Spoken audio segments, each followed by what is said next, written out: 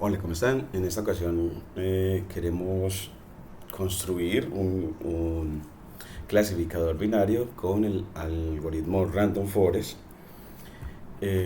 describiendo más o menos a grandes rasgos cómo él opera y con las metodologías para datos meteorológicos que son propias de este trabajo, tomando datos de Antioquia Mira su Cielo, del profesor Esteban Silva, un gran proyecto investigativo que ha ayudado mucho a la Universidad de Antioquia, a la comunidad del Bajo Cauca y a toda Antioquia.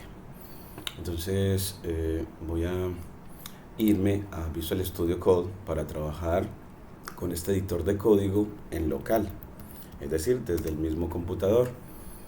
Eh, Hay también otros editores en línea como Google Colab y también a través de una red social llamada Kaggle, en la que puedes también trabajar o editar el lenguaje Python. Y sobre todo archivos.py y archivos.ipynb o cuadernos Jupyter. Entonces aquí yo me voy para la parte en la que vamos a trabajar Random Forest. mm, y acá tenemos el Ensemble Learning en Random Forest. Bueno, entonces voy a crear mejor un cuaderno aquí mismo en esta carpeta. Entonces creamos uno nuevo y decimos, bueno, pues práctica de modelación con Random Forest, práctica de modelación y visualización del modelo con Random Forest, visualización del modelo con Random Forest. Entonces, ese lo acercamos como un archivo .ipynb, es decir, para que sea un cuaderno Jupyter. Esa es la extensión para archivos llamados cuadernos Jupyter. Le damos Enter y él no lo crea y empezamos a hacer la práctica. Entonces él nos entrega un cuaderno con solo una línea de código. Entonces usted le puede dar más con el teclado, a través de en el teclado, oprimiendo la tecla B cuando está señalada así, con la barra azul ella.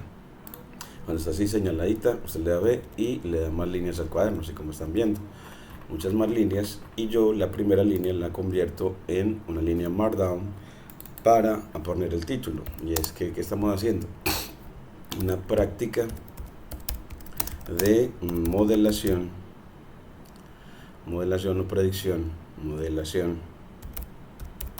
o predicción binaria con Random Forest. Y datos meteorológicos de Antioquia Mira su Cielo. Y datos meteorológicos públicos de Antioquia Mira su Cielo, AMSC, del profesor Esteban Silva. Bueno, entonces aquí ya tenemos el título. Ahora obtenemos los datos. Entonces esos datos yo tengo unos para que fueran separables, que son los de turbo, la temperatura y la humedad de Turbo y Yarumal en Antioquia, que son, en cuanto a esos dos criterios, temperatura y presión, estos dos municipios resultan linealmente separables. Entonces la variable objetivo es el municipio y los predictores son la temperatura y la presión. Entonces me voy acá para ubicar los datos en la carpeta donde estoy trabajando. Entonces estos datos de Antioquia Mira su Cielo, datos de temperatura y presión de Caucasia, los pongo en la carpeta en la que estoy trabajando, que es Random Forest, aquí en la práctica. Entonces ahí lo pongo en la misma carpeta y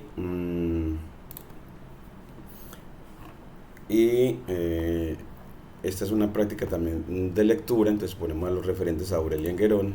Entonces tenemos que referenciar a Aurelien Enguerón en su libro Manos a la obra al Machine Learning. Entonces él nos va a ayudar en este camino de modelación con Random Forest, desde su libro Random Forest. ¿Y cómo vamos a él?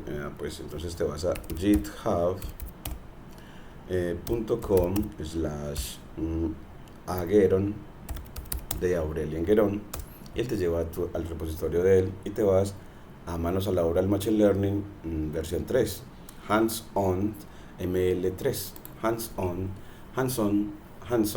ML3, y te vas para el capítulo 7, Ensemble Learning en Random Forest. Ensemble Learning en Random Forest, es decir, aprendizaje conjunto y árboles aleatorios.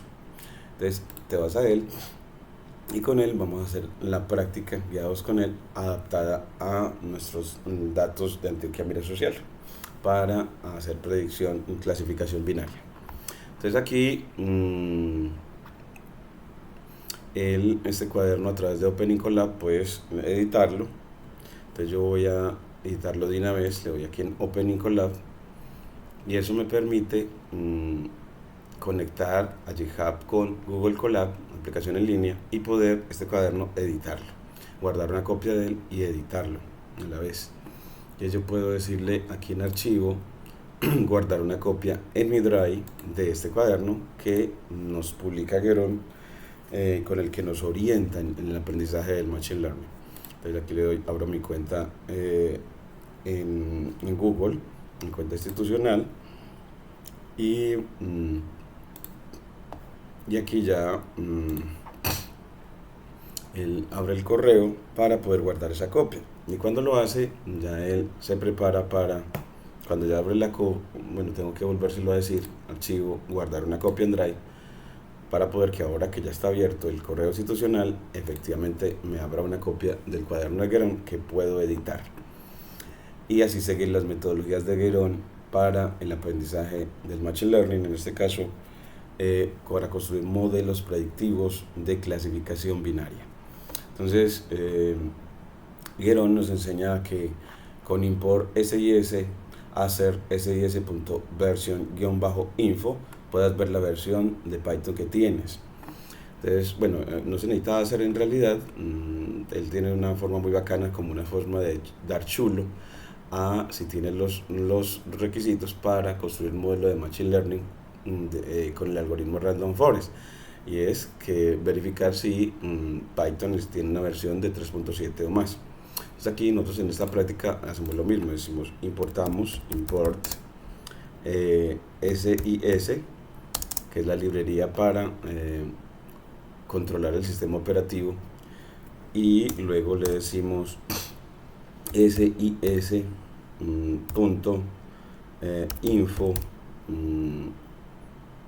aquí le ponemos version info, creo que es version info,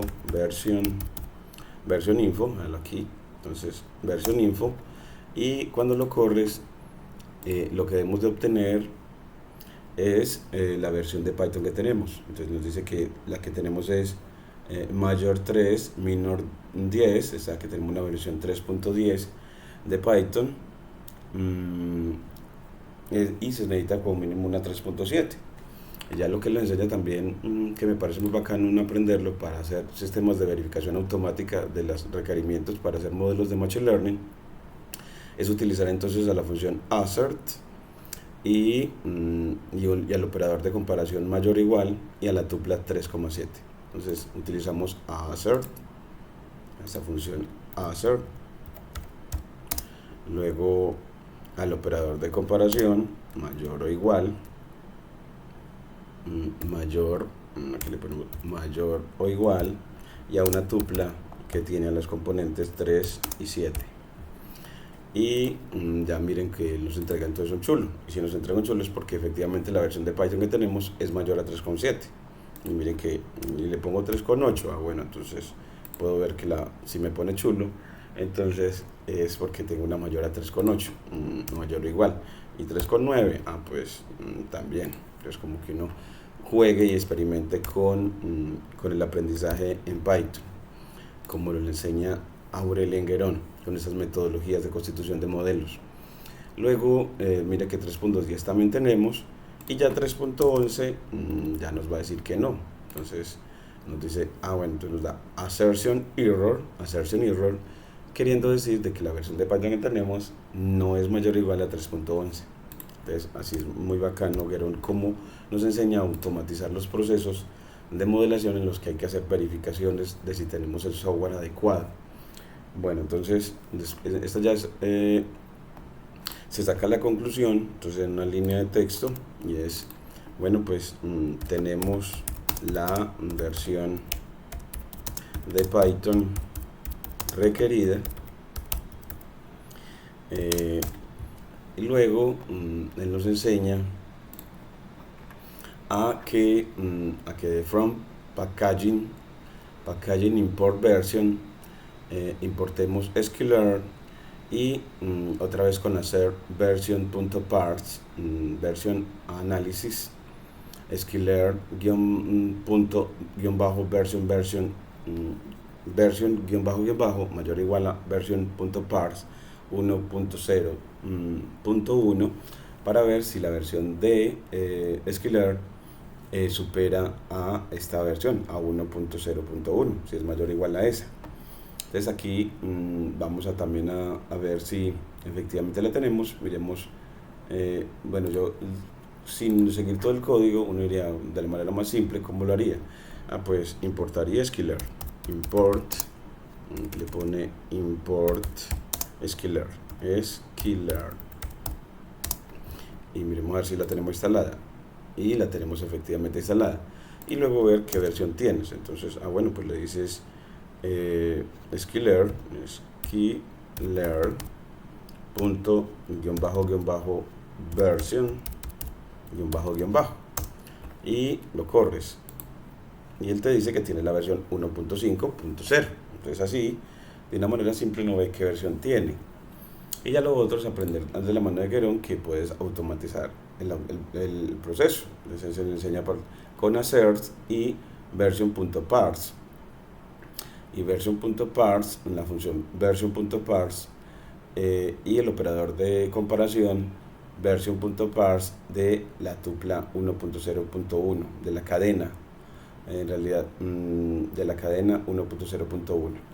Entonces esta es una manera, es bueno no practicarla. Entonces, bueno, no dice, pues cambiémosla otra vez a la función assert, que me sirve para verificar. Cuando en la assert encuentra un booleano verdadero, simplemente pone chulo, y si pone un booleano, si encuentra un booleano falso, pues hacer lo que hace es darnos un mensaje de advertencia. Probemos liberar assert false.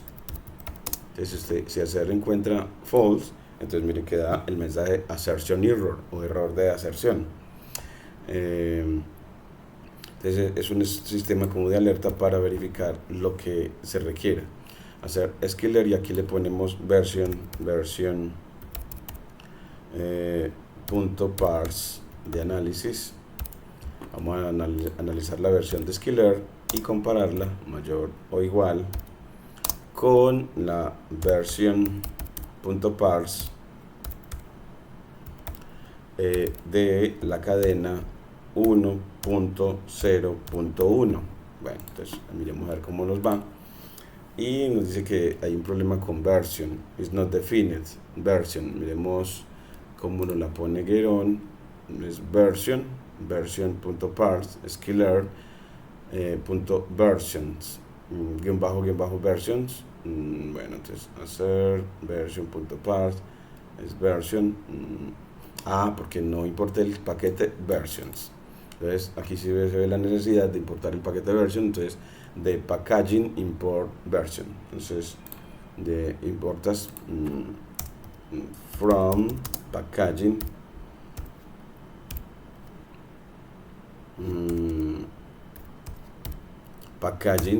import el paquete version, y version ya tiene la función parse para analizar versiones.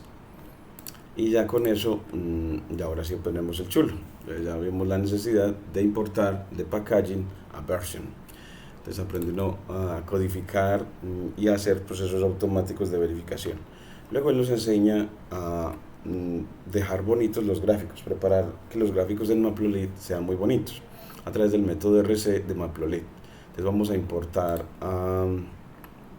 vamos a importar a Matplotlib, import matplotlib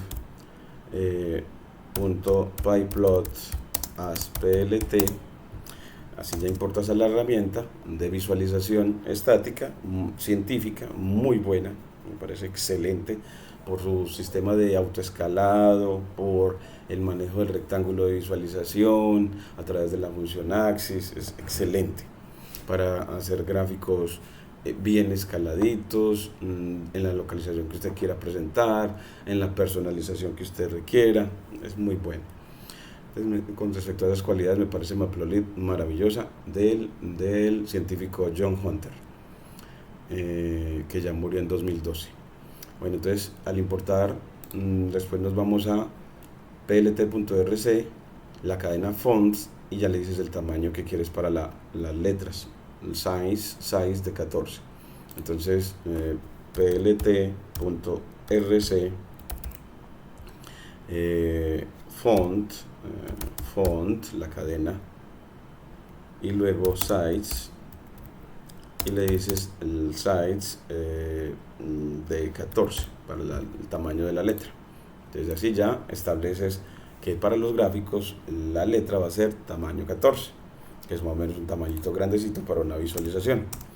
Y así estableces también de manera análoga para los demás. Entonces así, con plt.rc, access, label size, el tamaño de los labels y del título lo estableces aquí, el label size y el title size en 14. Entonces para los ejes, entonces para cuando vas a graficar en cuanto a los ejes, plt.rc, en cuanto a los ejes access, vas a establecer un label size,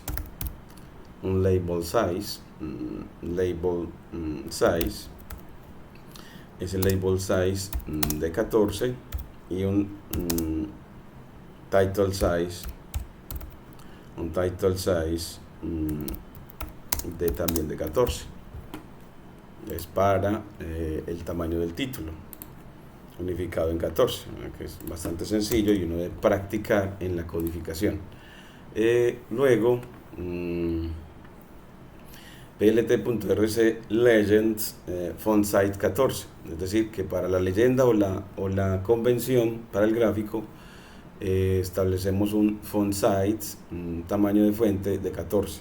Entonces también para la leyenda, entonces así con plt.rc, la función, la cadena legend, para la leyenda establecemos un font size, font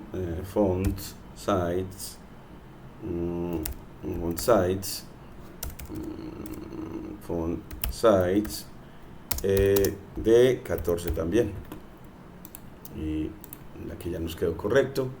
Y luego para la metrización de los ejes, para la metrización del eje horizontal y la metrización del eje vertical, también ya no le pedimos tan grande, sino un label size de 10, nos lo sugiere Guerón, un label size. Entonces aquí con plt.xtix .rc, que es para establecer cómo queremos que el gráfico, las propiedades que tengamos en cuanto a la fuente, el gráfico, y aquí le ponemos en cuanto a xtix, un label size, un label size de 10. Entonces aquí le ponemos de 10, y de manera análoga plt.rc un xtix, un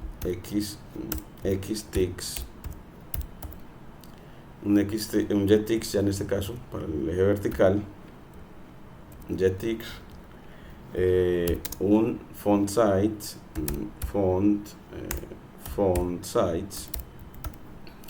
de 10 también. Entonces ahora sí, ya con eso, bueno, aquí nos da un key error, jetix, bueno, rc. Es label size, el parámetro se llama label size, label size de 10. Entonces aquí nos dio error de palabra clave.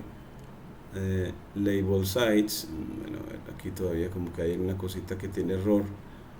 plt.rc, jetix, vamos a ver aquí si es xticks,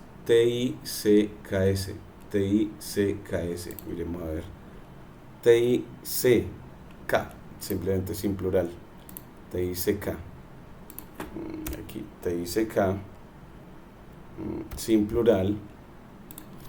Y conviene que uno haga eso para poder que uno vaya memorizando cómo se manejan los códigos. Entonces hasta aquí se trabaja es cómo hacer que los gráficos queden bonitos. Nos lo dijeron así.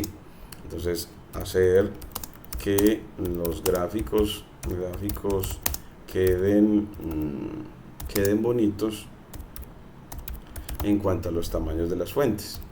Bueno, entonces después de eso nos enseña Guerón a esta función que gracias a the path_lib, la clase path se ubica en el cuaderno que tienes, crea una carpeta images y una subcarpeta ensemble y ahí guarda las imágenes. Entonces esta función, bueno, esta también quisiera como esta metodología de guardar las imágenes en un mismo lugar me parece maravillosa. Está también como que ir aprendiendo uno a hacer esta creación de carpetas para guardar las imágenes. Entonces, bueno, pues con float path_lib import path. Entonces así, bueno, pues from path_lib import path, la clase path, entonces con mayúscula, path de camino, para manejar las rutas en el computador, las rutas donde vas a guardar las cosas. Y después decirle, bueno, pues images path, entonces vas a crear efectivamente la carpeta y la subcarpeta. Entonces pones path / images / ensemble. Entonces aquí images path, images path, lo pone en mayúscula para que sea una constante. Path, llamar a la clase e instanciarla para que se ubique en la carpeta donde estamos, luego crear la carpeta images y luego crear la subcarpeta / la subcarpeta ensembles,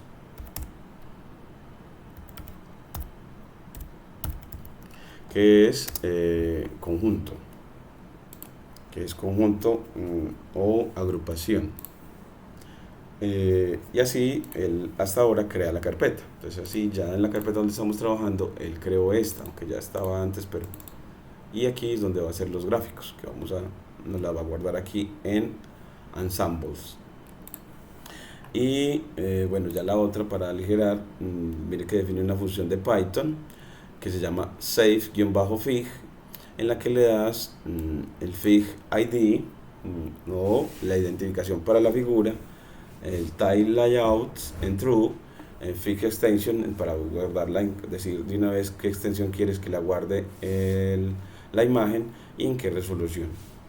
Y luego paths, le pones imágenes aquí en esta forma de impresión de formato, F comillas dobles para fig ID, para que construya el nombre del archivo de la imagen.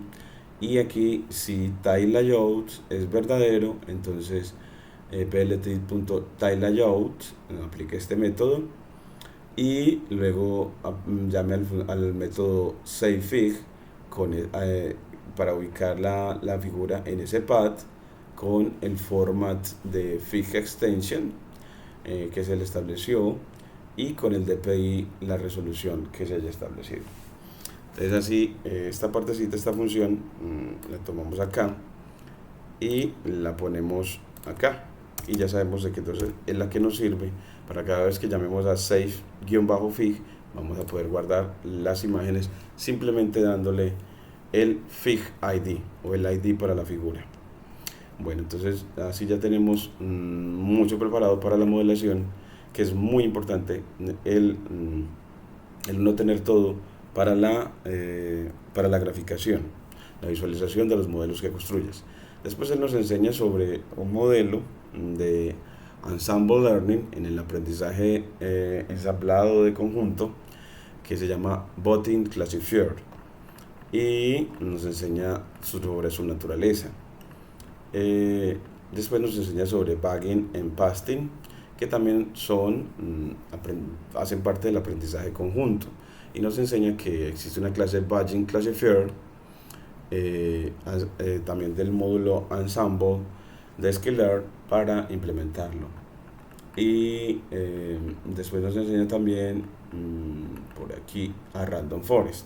Entonces aquí él nos enseña que con Random Forest usted puede poner cuántos árboles de decisión como estimadores. Vamos a poner 500 con un máximo de nodos u hojas de 16 y un random state de 42 porque él trabaja de manera aleatoria, y le das los datos. Entonces aquí nos enseña cómo importarlo al modelo. Entonces aquí para esa importación nosotros vamos a primero obtener otra vez los datos. Entonces aquí le ponemos obtener los datos,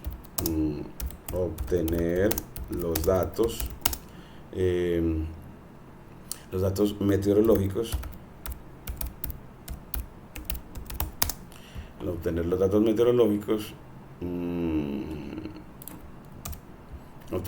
meteorológicos, entonces para eso pues con import numpy as np para que los datos los guarde en la estructura NDArray de NumPy, que es una estructura, a diferencia del data frame. Los NDArray son muy buenos para el manejo de datos, pero no son tan buenos para la visualización y no puedo acceder a ellos a través de palabras.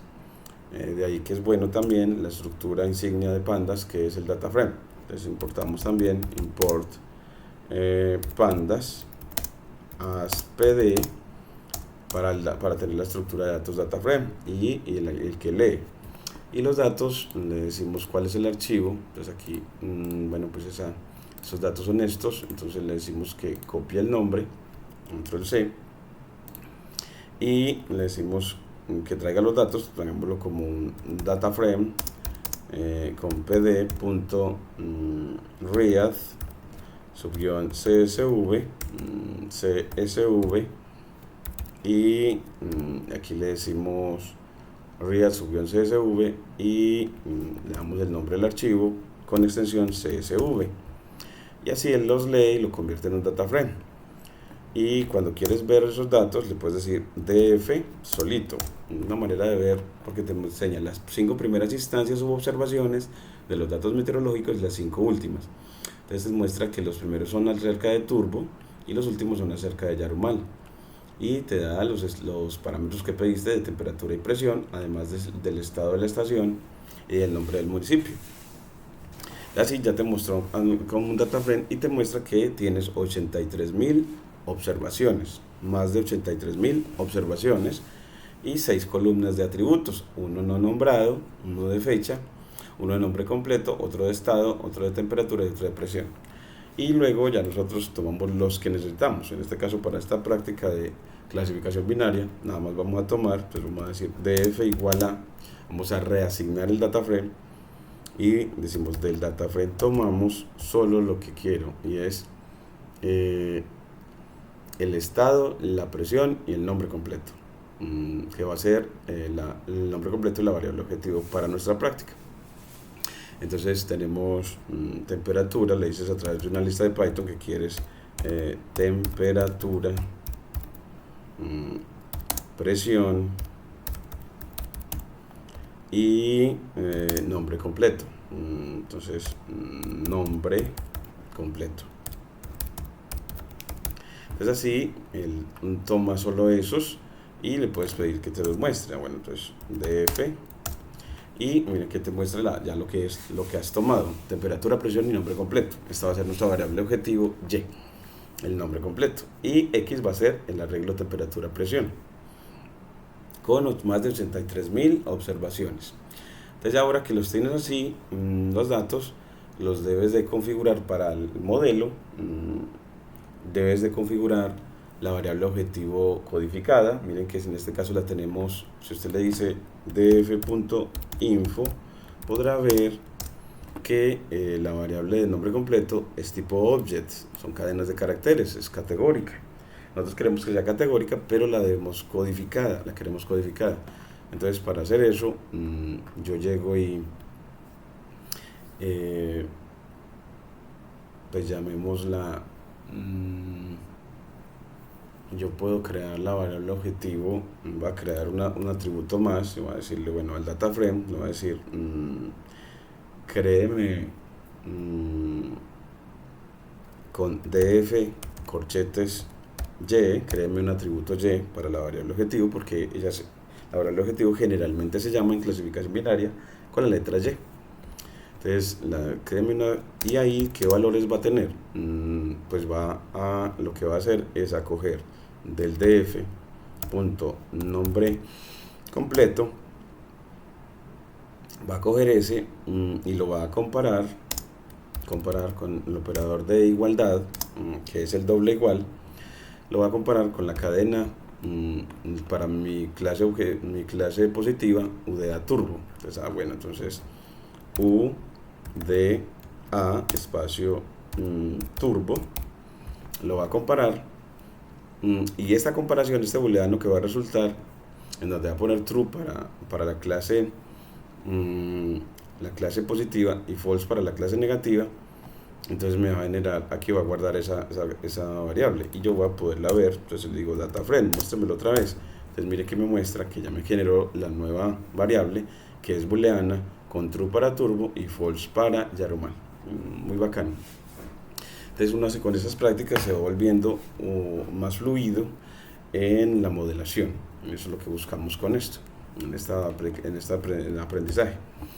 Y luego que la tienes así, es bueno que esté codificada no como valores booleanos, sino como valores enteros. Entonces, para devolverlos enteros, usted le dice bueno, pues de df.y .astype, conviértalo como de tipo np.int64 para que vuelva eso entero. Entonces, creo que de una vez así lo podemos hacer. Vamos a ver, aquí sí, mire que nos la muestra cómo quedó, y creo que mostremos cómo está a ver si me actualizó el data frame. Vamos a ver, no la actualiza. Entonces usted reasigna, entonces le dice, bueno, pues entonces df corchetes y sea esta nueva codificada. Y ahora sí, miremosla cómo queda. Entonces miren cómo queda ya codificada, 1 para turbo y 0 para normal. Así ya tienes codificada la variable objetivo y en el data frame. Me parece muy bacano esto, muy bonito. Y la nombre completo la puedes borrar. Entonces la puedes eliminar con el método drop. Entonces, bueno, pues entonces aquí le decimos df punto drop, le ponemos punto drop de eliminar, y le dices a quién quieres que elimine. Entonces pues al nombre completo,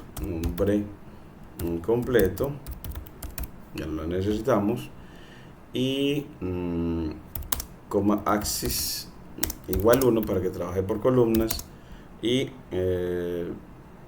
in place true, in place true, en el lugar in place true, para que haga una copia modificada del data frame, y si no, me hace una copia no modificada de él. Entonces aquí miren que ya no nos aparece el nombre completo, sino la variable y codificada. Y ahora ya tenemos entonces, miren que ya el data frame .info ya tiene todas las variables, temperatura y presión, que son los predictores, tipo float de manera numérica, y la variable objetivo y como tipo int. Y ya usted llega y le dice, bueno, vamos a crear un arreglo X con df y va a tomar a temperatura, a esta lista, a temperatura y a presión,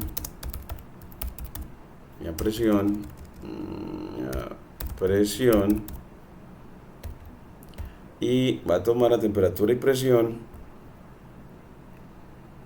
y le aplica punto values, que hace que esa serie de ese data frame que obtienes lo convierta en un DRI. Entonces aquí miren que nos lo convierte en un NDRI, miren que sí, y el NDRI pues es muy rápido para, lo requiere Skillr para que entregue los datos, en este caso los predictores, pero en cuanto a la visualización tabular ya no tiene nombres. Entonces mire que son las mismas temperaturas y presiones, pero ya no tiene nombres para las columnas, y ya no te muestra sino 3 instancias iniciales y 3 instancias finales. Esos son los NDRI, y aquí entonces aparece la sentencia array, indicándote que ya la estructura de datos es NDRI de NumPy. Ya aquí tenemos el arreglo X y ya Y, y el arreglo Y lo vas a obtener para los datos. El arreglo Y va a ser coger ddf.y.values. Entonces así dices, bueno, muéstrame ya la variable, el arreglo Y. Entonces mire que me lo muestra como un array de NumPy de unos y ceros, indicando que son los unos para la clase positiva y ceros para la clase negativa. Y así ya tienes los datos X, Y, ya los tienes, y luego que los tengas divides en entrenamiento y testeo para después ver el modelo que tienes, poder establecer en los datos con los que no entrenó, sino con los que va a hacer la prueba, ver su desempeño predictor o su poder predictor. Entonces, para eso tomamos from skillr, de skillr.model selection, importas a train test split, que es la que divide en entrenamiento y testeo de manera puramente aleatoria o de manera estratificada también. Entonces así llamas creas al arreglo X train, Y, X test. Siempre pones primero la división de los predictores en entrenamiento y testeo, y luego la división de las etiquetas en entrenamiento y testeo. Y luego llamas a la función train test split y la evalúas en el X y el Y, y le pones la tasa de testeo, test size en 0.2, generalmente del 20%, y un random state para hacer que los datos sean reproducibles, la selección sea reproducible. A mí me gusta 12-13, y creo que no más, no necesitamos más, y así nos hace la división en entrenamiento y testeo. Y uno puede verificar que eso dividió bien en entrenamiento y testeo si tomas por ejemplo Xtrain, bueno, la longitud de Xtrain, la cantidad de instancias que tiene aquí, la longitud de instancias que tiene Xtrain, la longitud dividido la longitud de todo el arreglo X, para ver si este sí es el 80%. Entonces aquí de todo el arreglo X, y nos dice que efectivamente es de alrededor del 80%. Entonces así ves que la división, así puedes revisar si está correcta o no. Después de hacer la división, ahí sí ya entrenas el modelo de Random Forest. Entonces ahora sí, de from skillr.ensemble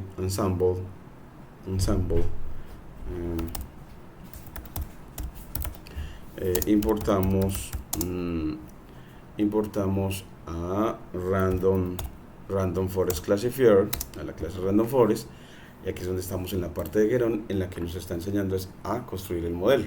Entonces mire que aquí estamos en esta línea, y luego vamos a crear el clasificador con nombre, él lo puso RND CLF, a mí me gusta llamarlo es Random Forest CLF, clasificador, y se llama la clase Random Forest Classifier, y la instancia crea el objeto clasificador con cuántos estimadores, a 500, en estimator, con n estimators de 500, con max left node en 16, el número de hojas, max left node en 16, y njobs en -1 y random state de 42. njobs en -1 y random states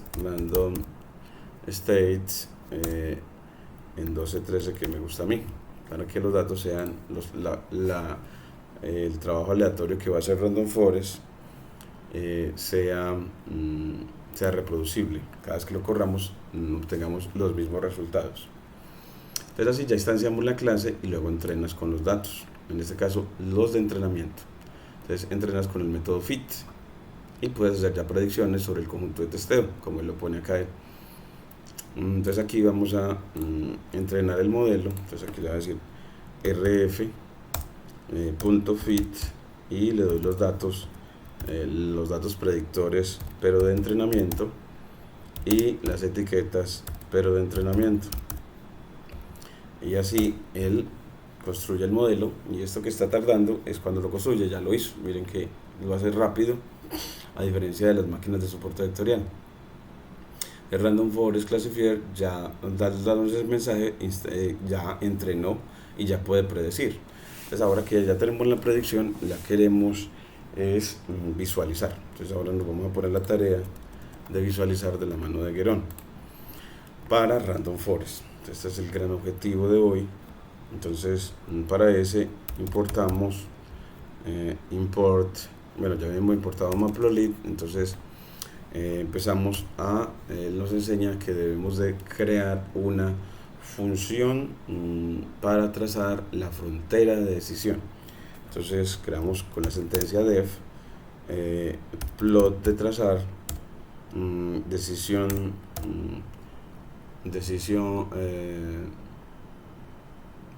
boundary, frontera de decisión. Entonces decisión boundary,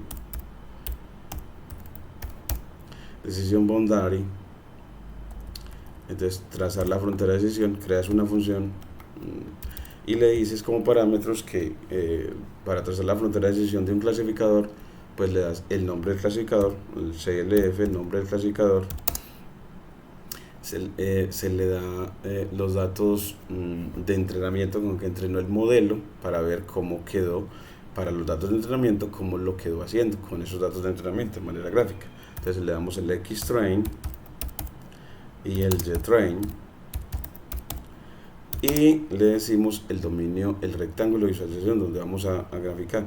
Entonces nos enseña a utilizar la palabra access, y que access sea una tupla, una lista de Python de 4 componentes, 2 para definir el mínimo y el máximo del eje horizontal y 2 para definir el mínimo y el máximo del eje vertical. Entonces 2 puntos, y es una función. Esta función no va a retornar nada, y él ya nos enseña que para esa visualización creo que es por aquí, vamos a ver si por acá la tenemos. Bueno, aquí la tenemos en ChatGPT. Como la tenemos aquí, Random Forest, y aquí nos muestra que el clasificador, las variables y los ejes. Luego creas con linspace entre el mínimo del eje horizontal y el máximo del eje horizontal 100 punticos. Entonces aquí vamos a crear una cuadrícula. Entonces creamos un x1 s, lo llama él, y con np.linspace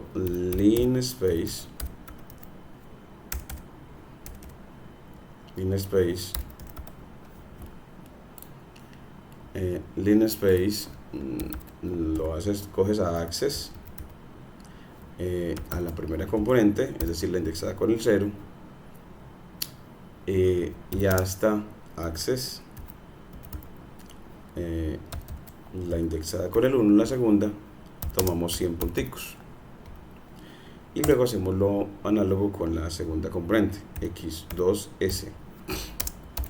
Y me dice que eso da np.linspace,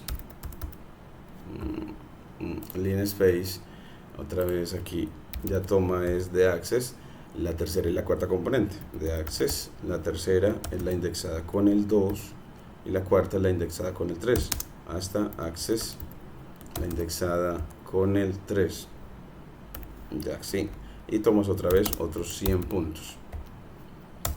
Y ya con esos tienes 100 puntos a lo largo de el dominio de nuestro gráfico y 100 puntos a lo largo del rango. Luego creas una cuadrícula, entonces así vas a llamar a la función meshGrid, creas una cuadrícula y él te muestra que creas una cuadrícula con meshGrid con esos arreglos, con np.meshGrid.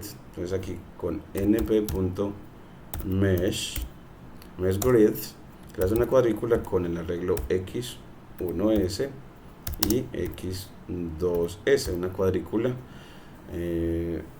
o sea que llenas una rejilla en el primer cuadrante del sistema coordenado, y esa rejilla descompone las primeras componentes de toda esa rejilla en un x1 y las segundas componentes en unos x2. Si la descompone, esa rejilla la descompones con asignación múltiple, y luego que la tienes, creas un xnew de datos, unos datos artificiales con los que vamos a probar el modelo, y los concatenas a esos x1 ravel y x2 ravel. Entonces aquí vamos a crear vamos a crear unos xnew concatenando con np.c guión bajo y una lista de Python a x, ese arreglo de las primeras componentes de la cuadrícula, punto ravel para aplanarlo con este método ravel, y x2 punto ravel, y así concatenamos. Entonces así ya tenemos concatenado esa matriz. Así las primeras componentes quedaron todas de la cuadrícula, quedaron en arreglo en la primera columna, y las segundas en la segunda columna, con esta concatenación con C guión bajo, que es para construir una matriz de dos columnas, en este caso con esos dos vectores x1 y x2. Y luego aplicas a esos datos nuevos el método, el clasificador, el método predict.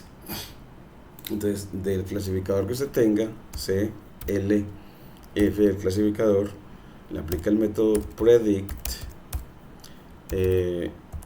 sobre qué datos, así, sobre los xnew, y cuando haga la predicción, que la redimensione, que quede como en la misma forma de x1. Entonces que la redimensione con reshape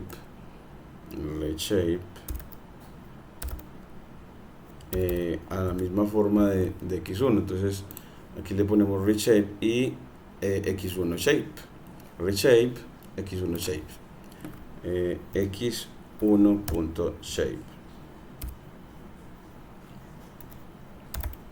Entonces así, con x1.shape obtengo la forma de x1 y evalúo la función reshape en la forma de x1 para que él me cree, para que él redimensione a las predicciones como el arreglo x1, y esas las va a llamar, esas predicciones las vamos a llamar y, las llama yPredict, yPredicts, yPred. Y luego que las creas, que ya le podemos dar chulo, que ya lo que llevamos, luego que las creas, hallamos a la función contour con alfa igual a 0.3 y cmap, vamos a ponerle como qué colores podemos pedirle a él para las dos clases. Aquí nos pone con plt.cm.r de y lvu, entonces como buscar como este mapa de contorno controlarle los colores. Entonces bueno, entonces plt.contour contour f. Entonces aquí con ahora se llama la visualización plt.contour f, aquí no lo completa. Evalúas en el arreglo x1, x2 y breadth.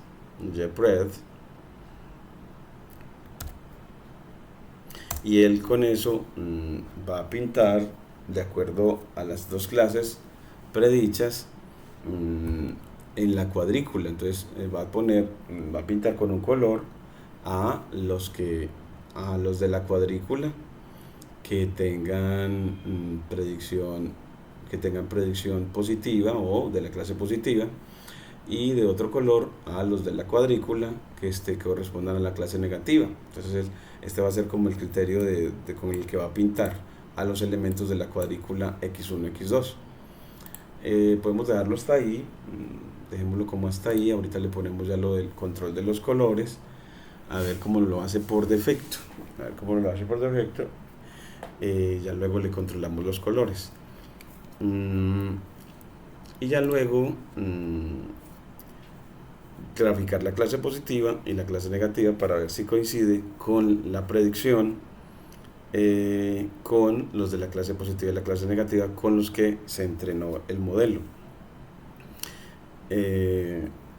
Vamos a ponerlo así como él lo pone, con los labels, luego el label para el eje horizontal, la leyenda y plt.axis en axis, que es para poder, a través de la función axis, definir el rectángulo de visualización.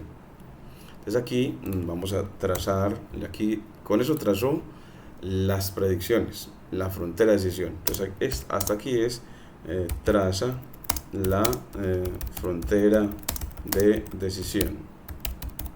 Así hasta ahí él traza la frontera de decisión.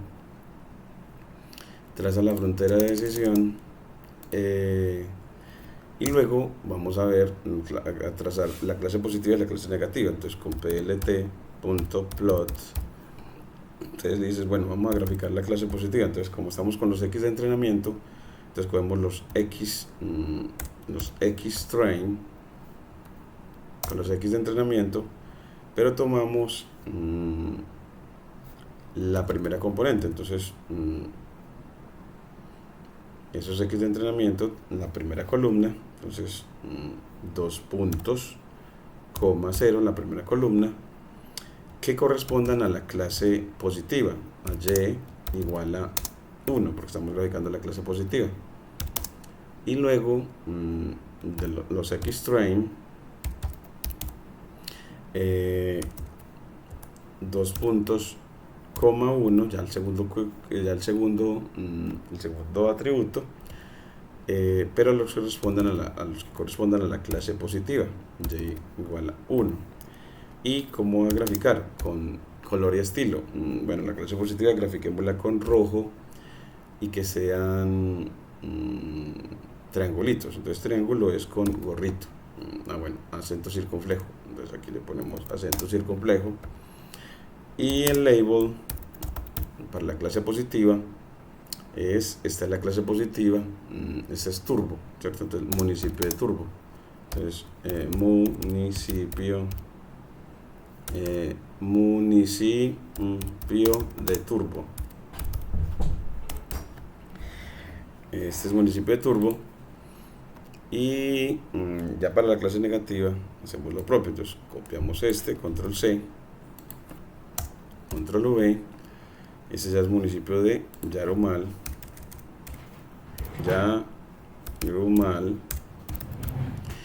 Y ya ya lo ponemos en amarillo y lo ponemos en cuadraditos. Entonces cuadraditos es square.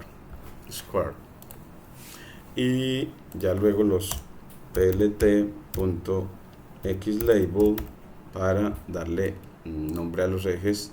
Xlabel al eje horizontal, que es nuestra temperatura, y al eje vertical con plt.glabel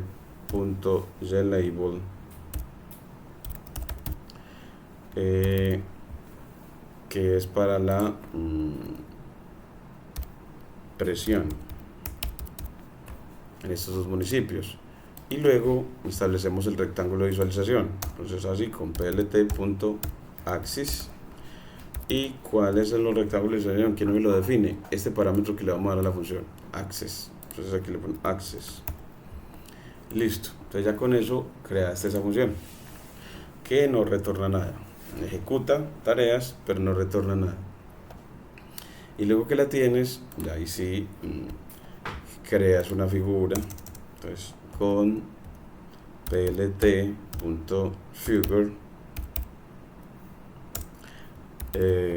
y fix size de más o menos una tupla de 10 por 8, más o menos así, y así nos crea ya el lienzo, pero no nos lo exhibe. Luego que lo creas, llamas a la función que acabas de crear, plt.decisionBoundary, plot decision boundary. Entonces llamas a plot decision boundary y la evalúas en el clasificador que tienes, que se llama RF CLF, en el conjunto de entrenamiento xtrain que tenemos y su etiqueta de entrenamiento, para que el gráfico es con respecto a los datos de entrenamiento. Y el access, bueno, pues el access se lo puedes definir como desde aquí, access, para que, como eso va a quedar como larguito, que es una lista de Python, entonces que tiene a pues de x del xtrain, de los de entrenamiento que estamos considerando, del primer atributo de temperatura, entonces 2.0, tomar el mínimo, entonces punto min disminuido en 1, y luego de ese mismo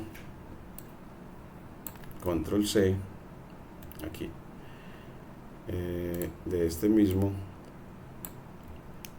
esto creo que es el método min, entonces aquí termina en min, control C, y aquí de ese mismo primer atributo el máximo, entonces aquí le ponemos max, coma, bueno, este es el máximo aumentado en 1, y aquí de manera análoga estos dos primeros, pero para el segundo atributo, que es la presión. Entonces para el segundo atributo, coma 1, y aquí coma 1, y ya con eso nos queda todo. Entonces ya así nos puede graficar. Aquí nos dice plt decision boundary requiere otro argumento posicional llamado access. Sí, aquí nos faltó access, que es la variable que acabamos de crear. Y ahora sí, index error, mire que lo trazó tan bonito, ya por defecto nos pone entonces aquí para la clase positiva un rectángulo, y para la clase negativa nos faltó boolean index. Aquí nos aparece que está con xtrain, que hay un problemita, boolean index no coinciden a lo largo de la dimensión. Vamos a ver aquí que sería xtrain, bueno, jtrain, sí, entonces que tengo que ponerle acá que si estoy trabajando con los de entrenamiento, y también es con los de entrenamiento, jtrain, para poder que todo coincida. Y aquí también jtrain, y aquí jtrain, y aquí jtrain, me faltó por aquí, vamos a ver, y aquí jtrain, para poder que todo coincida. Estoy haciéndolo todo con el de entrenamiento. Bueno, entonces, y ahora sí, entonces nos grafica la clase, solo que las clases coincidieron con los colores por defecto. Entonces de pronto esta clase debería trazarla en la clase positiva. Miremos a ver por qué no lo pondría de esa manera, pero se ve la clasificación de que esta clase quedó toda contenida en el amarillo, pero vamos a ponerle un color como diferente, a ver, porque la hemos pedido para la clase positiva en rojo, pero se le superpuso el de la clasificación, y el otro en yellow para la clase negativa. No, es que aquí ponemos para la clase negativa, es para y igual 0, y aquí y igual 0 para la clase negativa. Bueno, entonces sí, miren que ya nos lo deja. Entonces nos deja bien que la clase positiva, la roja, quedó contenida en la región que el clasificador estableció. Entonces la clase positiva de entrenamiento quedó muy bien clasificada porque quedó dentro de la región que el clasificador predijo, y la clase negativa también. Entonces nos muestra cómo clasifica, solo que la frontera de decisión no es lineal como en la máquina de soporte vectorial. Y aquí me falta la leyenda. Entonces bueno, la leyenda nos falta aquí ponerle, entonces con plt.legend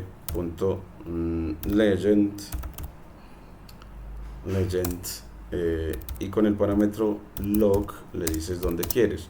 Entonces lo quieres en upper en la parte superior izquierda, upper left, en la parte superior izquierda. Y aquí te pone, mire, que el municipio de Turbo en rojo quedó bien clasificado, y el municipio de Yarumal quedó muy bien clasificado. Y tenemos entonces ya esta linda imagen gracias a Matplotlib, y ya tenemos así la clasificación, control menos, para ver una clasificación con Random Forest. Entonces ya tendremos, ya hemos logrado una clasificación con máquina de soporte vectorial para estos dos municipios, y con Random Forest para estos dos municipios, en una práctica de datos linealmente separables. Muchas gracias. No olviden pues suscribirse a mi canal para seguir creciendo en técnicas de Machine Learning, en apropiarnos de ellas para el servicio a la comunidad del Bajo Cauca. Muchas gracias.